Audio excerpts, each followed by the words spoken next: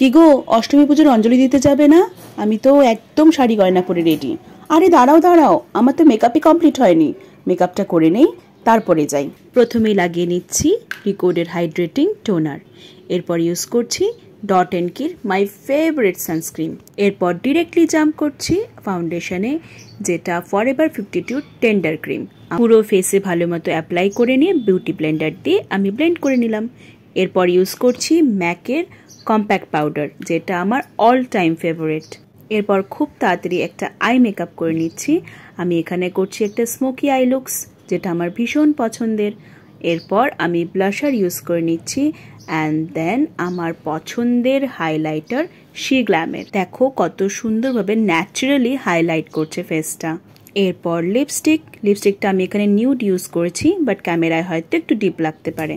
এরপর একটা ভালো ফিক্সার ইউজ করে নিলাম। Now I am ready. কেমন লাগছে বলো তো? টিপ ছাড়া বউয়ের সাজটাই যেন ইনকমপ্লিট। আর এই মাথা ভর্তি সিঁদুর, এর প্রতি যেন একটা আলাদাই ফ্যান্টাসি।